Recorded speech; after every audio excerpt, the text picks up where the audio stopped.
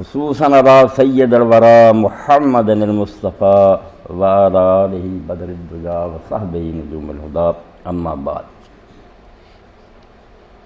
واجب الاحترام سامعین کرام،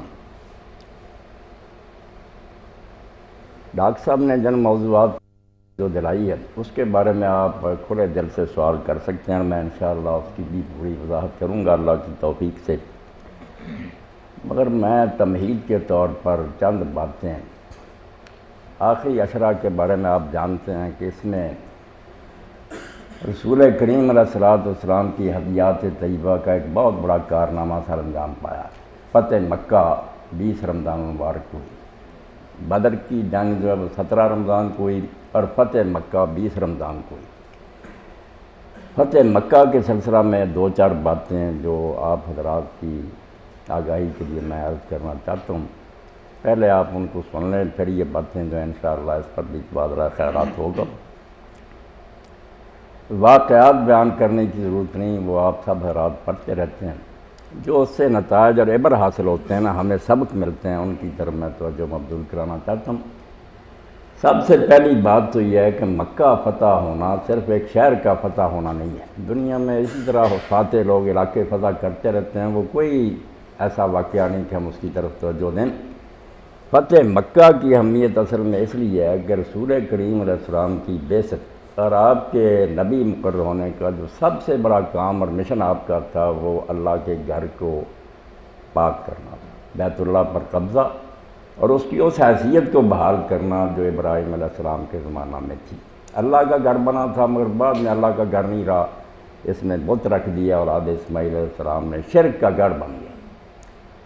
تو سب سے بڑا کام جو اللہ کے رسول علیہ السلام کے ذمہ لگایا گیا اور جس کے بارے میں آپ نے کبھی اخفاء سے کام نہیں لیا، چھپایا نہیں کہ اچانک حملہ کیا اور مکہ لے لیا، شروع سے اعلان کر رہے تھے کہ جو بیت اللہ کا متولی ہے نا یہ ناجائز قابض ہے، یہ کوئی استحقاق نہیں رکھتے کہ بیت اللہ کے متولی رہے، مشرک ہیں،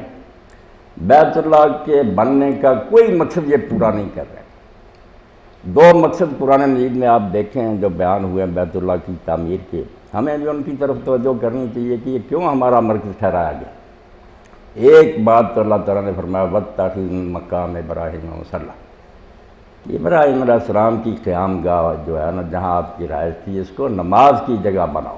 پہلی بات جو ہے نا بیت اللہ آپ دیکھتے ہیں کہ جب ابراہیم علیہ السلام نے اپنی اولاد کو وہاں آباد کیا تو کہا کہ اس لیے میں نے یہاں بٹھایا انہیں لِيُقِيمُوا الصَّلَاةَ، نماز جو ہے باقاعدگی سے ادا کرے۔ ایک تو نماز کا مرکز ہے، دوسرا قربانی کا، اور یہ نماز اور قربانی آپ یہ نہ سمجھیں کہ جانور کے گلے پر چھری چلا دی یا اٹھک بیٹھک کر لی، نہیں، یہ دو سمبل ہیں، ایسی دو باتیں ہیں کہ دین کی روح ان میں سمو دی گئی۔ نماز کیا ہے؟ اللہ تعالیٰ سے صحیح رابطہ تعلق، اپنے خالق سے رشتہ جو ہے نا انسان کا درست، پیدا کرنے والے کو مانے۔ اور قربانی کا حقیقی مفہوم کیا ہے کہ خلق خدا کے ساتھ شفقت اور مہربانی کا رویہ اختیار کریں۔ یہ دو چیزیں دین کی جڑ ہمیشہ سے، اس کو نماز اور زکوٰۃ کہہ دیں، نماز اور قربانی کہہ دیں، بات ایک ہی ہے کہ خالق کے سامنے جھکے، مخلوق کے لیے خیر خواہ، اپنا مال ان کے لیے رائے ان پر خرچ کرے۔ ابراہیم علیہ السلام نے بیت اللہ اس لیے بنایا تھا، مگر بعد میں اولاد ابراہیم نے یہ کیا کہ نہ تو نماز رہی۔ سورہ انفال میں اللہ فرماتے ہیں نماز کیا ہے اللہ مقام و تسلیہ، نماز بھول گئے ہیں جو ابراہیمی نماز تھی، تالیاں بجاتے ہیں، بھجن گاتے ہیں، جیسے ہم ہندوؤں سکھوں کو دیکھتے ہیں کہ موسیقی کے ذریعے یہ بات کرتے، مکہ میں بھی یہی رہ گیا، بیت اللہ کے گرد سیٹیاں بجاتے، تالیاں بجاتے، عبادت کی روح بالکل گم ہو۔ اور قربانی کا حال تو اللہ تعالیٰ نے فرمایا یہ فویل للمصلین، یہ مسلمان نمازیوں کی بات نہیں ہے، ٹھیک ہے ہم میں سے بھی جو یہ کریں گے، یہ ساری سورہ جو نا آیت اللہ کا الدین، یہ جو مکے کے متولی تھے مجاور قریش ان کے بارے میں اتری کہ بیت اللہ کے رکھوالے بنے ہوئے، اور حال یہ ہے کہ نہ نماز رہی ہے تمہارے پاس، یتیموں کو دھکے دیتے اور مسکینوں کو کھانا نہیں دیتے، یعنی نہ قربانی کی روح تم میں موجود ہے نہ نماز کی۔ اس لیے اللہ تعالیٰ نے سورہ انفال میں یہ اعلان کر دیا کہ یہ اب اس لائق نہیں رہے کہ بیت اللہ پر قابض رہے۔ ان اولیاء المتقون، بیت اللہ کی تولیت اور نگرانی کے وہ حقدار ہیں جو متقی، اللہ سے ڈرنے والوں کا حق ہے، یہ مسلمانوں کا مرکز ہے۔ اس لیے پہلے دن سے رسول کریم علیہ السلام نے یہ بات کہہ دی تھی کہ تمہیں یہاں سے بے دخل کیا جائے۔ یہ اس لیے یہ جنگ کوئی عارضی چیز نہیں تھی کہ انہوں نے صلح حدیبیہ کی مخالفت کر دی، اعلان تھا کہ بیت اللہ تم سے چھڑوایا جائے گا، اس پر مسلم قابض ہوں گے، اور یہ اسی طرح اصل حیثیت میں اللہ کا گھر بنے گا جیسے پہلے تھا، توحید کا مرکز ہوگا۔ اب رسول کریم علیہ السلام نے جب وہاں قبضہ کیا تو بیت اللہ کو اصل رنگ جو دیا اور جس شکل میں اس کو بحال کیا، بدقسمتی سے ہم نے بھی اس کو اس حالت میں نہیں رہنے دیا۔ اب وہ ایک گھر ہے جس کی زیارت ہم کر کے آتے ہیں، مگر مقصد وہ اسی طرح فوت ہو گیا جس طرح مشرکین مکہ نے فوت کیا تھا۔ لاکھوں کی تعداد میں جاتے ہیں، کوئی زندگیوں میں انقلاب نہیں آتا، بلکہ بدقسمتی سے لوگوں میں یہ محاورہ مشہور ہو گیا کہ حج کرنے کے بعد تو لوگوں کے دل سخت ہو جاتے، انا للہ و انا، حج انہیں نیک نہیں بناتا، اللہ ماشاءاللہ زیادہ لوگ جو ہے نا سخت دل بے رحم ہو جاتے۔ تو یہ بیت اللہ کی اصل حقیقت سے ناواقفی کا نتیجہ، ورنہ بیت اللہ دنیا میں مرکز ہے دو چیزوں کے لیے۔ ایک تو آپ دیکھ لیں نا امریکہ میں بنا ہوا مجسمہ آزادی، نشان ہوتا ہے قوموں کا، اسی لیے قیام کیا جاتا ہے کہ لوگ بھولیں نا اپنی منظر کو، ٹارگٹ سامنے رہیں۔ وہ مکہ میں جو عمارت ہے نا جس کو اللہ کا گھر کہا گیا، دو چیزیں ہیں جو اس کے ذریعے پوری دنیا کو سکھائی گئی، اور یہی ہمارے ذمہ ہے کہ ہم خود بھی ایسے بنیں، دنیا کو بھی وہ بات جو ہے نا وہ بتلاتے رہیں۔ اور دنیا میں اگر عمل ہو سکتا ہے نا اس نیو ورلڈ آرڈر کے بغیر نہیں ہو سکتا، جتنے بھی آرڈر ایجاد ہوں گے نا فساد کا باعث بنیں۔ دو بنیادیں انسانی معاشرے کی اصلاح کی، وحدت راہ اور وحدت عالم۔ انسانوں کو یہ یاد رہے نا کوئی حاکم نہیں ہے زمین میں سوائے ایک، حاکم صرف ایک ہے، سب اس کی رعیت ہیں۔ یہ پہلا اصول ہے اسلامی معاشرے کا جو ساری دنیا میں ہم پھیلانا چاہتے ہیں۔ کوئی حکومت نہ کرے، نہ پارلیمنٹ کرے، نہ کوئی صدر کرے، نہ کوئی ڈکٹیٹر کرے، حاکم اللہ، وہ حکم دے، بندے صرف ایسی ایجنسیاں ہیں اس کے ماتحت ہیں نوکر جو اس کو نافذ کریں۔ حکومت کا کام تنفیذ ہے، قانون سازی نہیں، قانون اللہ بنائے گا، وہ حاکم ہے، بتائے گا کیا کرنا کیا نہیں کرنا۔ ایک تو بیت اللہ اس لیے اللہ کا گھر کہلاتا ہے کہ وہاں توحید کا سبق دیا جاتا ہے کہ حاکم صرف ایک اللہ، کسی کی حکومت نہیں مانگی۔ اور دوسری بات کہ یہ جو تقسیمیں کر لی ہیں، ہم دیکھتے ہیں کہ تعلیمی اداروں تک میں یہ جراثیم آ گیا عصبیت کے کہ برادری ازم جو چھا گیا۔ اندازہ کریں جس امت کا یہ کام تھا کہ وہ دنیا کو یہ سبق دے کہ تمہارا رب بھی ایک ہے، تمہارا باپ بھی ایک ہے، آدم علیہ السلام۔ اسی لیے آپ دیکھتے ہیں کہ مشرق سے مغرب تک لوگ وہاں جمع ہوتے ہیں، ان کی زبانیں مختلف ہیں، نسلیں الگ ہیں، لباس الگ ہیں، مگر وہاں وہ ایک ہی لباس میں حاضر ہوتے ہیں، سر ننگے ہیں، دو چادریں کفن کی پہنی ہیں، لبیک کے ترانے۔ وہاں یہ ساری عصبیتیں اور یہ قومیتیں پامال ہو جاتی ہیں، ایک جگہ سارا کنبہ اکٹھا ہو جاتا ہے۔ اس لیے بیت اللہ اصل میں دنیا میں ایک ایسا روشنی کا مینار، ایسا مجسمہ ہے جو ایک طرف سے انسانوں کے لیے مجسمہ آزادی صحیح مانو کہ کوئی کسی پر حکومت نہ کرے، کس درینجا حاکم و محکوم نے، یہاں نہ کوئی حاکم ہے نہ محکوم ہے، سب رعیت ہیں، حاکم اللہ ہے۔ اور لا جو ہے قانون شرعی وہ سب پر حکمرانی کرتا ہے، حکمران بھی اس کے تحت ہے، اگر اس سے بھی جرم ہوگا قاضی شرع اس کو بھی اسی طرح کہرے میں کھڑا کرے گا جس طرح ایک مزدور کو کھڑا کرتا ہے۔ اس لیے بیت اللہ پر حضور کا قبضہ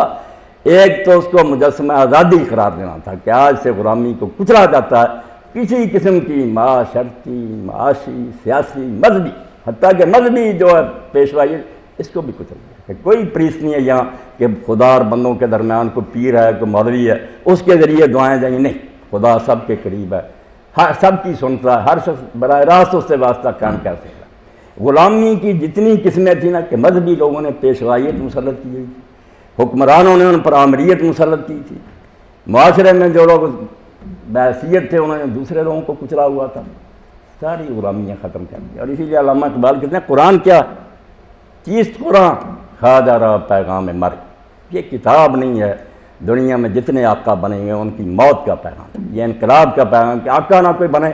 سب برابر کی سطح پر ہیں۔ اس لیے بیت اللہ پر جب رسول اللہ نے قبضہ کیا تو اس کی وہ حیثیت مجسمہ آزادی کی بحال کر کہ اب کوئی کسی کا حاکم نہیں ہے، سب اللہ تعالیٰ کے غلام ہے، حاکم اللہ۔ اور نہ یہاں کوئی نسل ہے نہ عصبیت ہے، آدم اور حوا تمہارے ماں اور باپ ہیں، وہ مٹی سے بنے تھے، تم سب اس کی اولاد۔ اور دیکھتے ہیں کہ اس عصبیت کو حضور نے عملاً کس طرح کچلا۔ بیت اللہ کا دروازہ کھلا، سرکار رسالت مآب صلی اللہ علیہ وسلم نے پہلے ہی صاف کرا دیا تو اس کو زمزم کے پانی سے جو تصویریں وغیرہ تھیں وہ ساری دھو دی تھیں، بت نکلوا دیے گئے، اللہ کی بڑائی بیان کی، 2 رکعت نماز پڑھی۔ اب بیت اللہ میں آپ کے ساتھ کون داخل ہوا؟ نہ علی گئے، نہ ابو بکر گئے، نہ عمر گئے، نہ عثمان گئے، اتنے بڑے بڑے مشائخ تھے قریش کے، کوئی نہیں گیا۔ دو غلام گئے، ایک بلال گئے رضی اللہ تعالیٰ عنہ اور ایک اسامہ بن زید گئے، یہ سب سردار باہری کھڑے تھے، حضور کے ساتھ دو غلام تھے، ایک غلام اور ایک غلام زادہ۔ رسول کریم علیہ السلام نے یہ بات سمجھائی کہ ناش کے بے امتیازات آمدہ، میں اس کو برداشت ہی نہیں کرتا کہ انسانی معاشرے میں اونچ نیچ کا فرق رکھا جائے، کون ہے یہ جٹ ہے، یہ رائی ہے، یہ سید ہے، کیوں یہ فتنے کھڑے کیے؟ تم ایک آدم کی اولاد ہو، ربکم واحد، تمہارا آقا بھی ایک ہے، اباکم واحد، اور تمہارا باپ بھی ایک، سارے آدم کی اولاد ہیں۔ اور میں نہیں سمجھتا کہ پڑھے لکھے لوگوں کی اس سے بڑی جہالت کیا ہو سکتی کہ اس چکر میں پڑے ہوئے ہیں کہ یہ فلاں قوم ہے، یہ برادری فلاں۔ بھائی جس طرح آپ نے اپنے ماں باپ سے آگے سلسلہ بڑھا لیا کہ دوسرے بھی بھائی بنتے گئے، پتہ نہیں کتنی کچھ سے آپ کی برادری میں وہ شامل ہوتے ہیں، اس سے ایک سطح اوپر ہو جائے، وہاں دوسری برادری آپ کے ساتھ مل جائے گی، اور پھر آپ سارے آدم اور حوا پر اکٹھے ہو جائیں۔ کوئی شخص اس کی ذرا بھی ریشنلٹی سمجھائے کہ کوئی معقولیت ہے اس میں کہ میں رائی ہوں، ایک پشت بعد جٹ اور رائی اکٹھے ہو جاتے ہیں؟ یا یہ کہو کہ تمہارا باپ ایک نہیں تھا آدم، یا تمہارا رب ایک نہیں، جب ایک رب کے پیدا کیے ہوئے ایک آدم کی اولاد ہو، کیوں یہ تقسیم اور تفریقیں کی؟ حضور نے کعبہ میں داخلے کے وقت پاؤں تلے کتر دیا تصویر کو، اور کعبہ کے دروازے میں کھڑے ہو کر جو آپ نے خطبہ دیا وہ قیامت تک کے لیے روشنی کا منار۔ آپ نے فرمایا آج اللہ تعالیٰ نے جاہلیت کی نخوت، وہ فخر اور غرور کہ ہم فلاں برادریاں فلاں، اس کو کچل دیا۔ کوئی میرے پاؤں تلے آئے وہ ساری چیزیں، کوئی فخر نہ کرے، نہ اکرمکم عند اللہ کا۔ مسلمانوں کی نگاہ میں عزت اس کی ہے جو زیادہ خدا کے قانون کا پابند ہے، جتنا کوئی شریعت پر زیادہ چلتا اتنا عزت کا مستحق، ورنہ وہ سگا بھائی بھی ہوگا ذلیل اور رسوا کرو۔ تو پہلی بات تو یہ ہے کہ فتح مکہ سے رسول کریم علیہ السلام نے وحدت الہ، جس کو توحید کہتے ہیں کہ حاکم بھی ایک ہے، اور وحدت آدم کہ ساری نسل انسانی ایک کنبہ ہے، سب بھائی ہیں، ایک دوسرے کے خیر خواہ اور ہمدرد ہوں۔ وہ جاہلیت کا نعرہ انصر اخاک ظالم و مظلوما، یہ عرب کا سامنے ایک دین تھا کہ بھائی کی مدد کرو اگرچہ ظالم ہو یا مظلوم ہو۔ یہی ہے نا برادری، کہ اپنی برادری کا جھوٹا بھی ہے ساتھ دو، یہی کہتے تھے کہ بھائی کا ساتھ دو بے شک وہ ظالم ہو یا مظلوم۔ ایک نے رسول کریم علیہ السلام نے بھی فرمایا کہ اپنے بھائی کی مدد کرو اگرچہ وہ ظالم ہو یا مظلوم ہو۔ اب مسلمانوں کے ذہن تبدیل ہو چکے، انہوں نے کہا توبہ توبہ اللہ کے رسول، مظلوم کی تو مدد کریں گے، ظالم کی کیوں کریں؟ حالانکہ پہلے اسی اصول پر چلتے تھے۔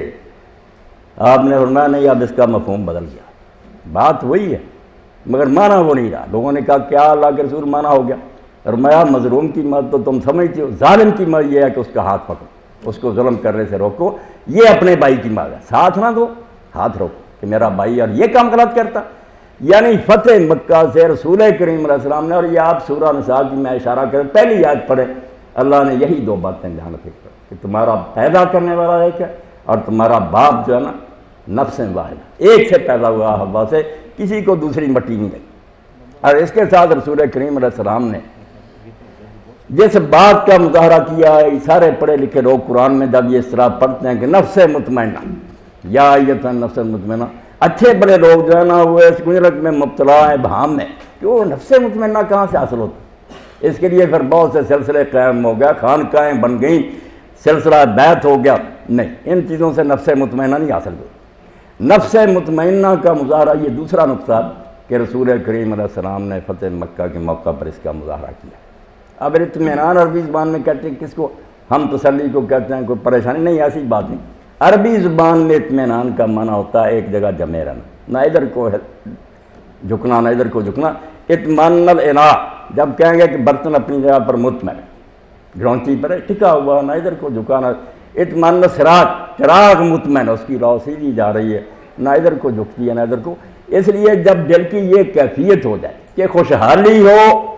یا پریشانی، یہ دو ہی حالتیں ہوگی نا، آپ سب اہل دانش ہیں کہ زندگی میں یہی دو صورتیں پیش آ سکتی ہیں، یا آدمی کو خوشی نصیب ہو گئی یا غمی، دونوں حالتوں میں ایک ہی جگہ سوئی ٹکی رہے، یہ نفس مطمئنہ، نہ پریشانی اس کو پریشان کرے نہ خوشیاں اس کو گمراہ ہونے دیں۔ اب اس کا مظاہرہ رسالت مآب صلی اللہ علیہ وسلم کی زندگی میں دیکھیں، ایک تو اس دن ہوا جب آپ نے ہجرت کی، 8 سال پہلے آپ اس حالت میں مکہ سے نکلے تھے کہ صرف 2 ساتھی تھے، 3 دن غار میں پناہ گزین رہے، دشمن دروازے پر آ گئے، نفس مطمئنہ دیکھیں، حالات تو بظاہر ایسے تھے کہ کام جاتے، صاف سامنے نظر آ رہے تھے ان کے پاؤں۔ حضرت صدیق اکبر رضی اللہ تعالیٰ عنہ ذرا پریشان، حضور نے فرمایا کیا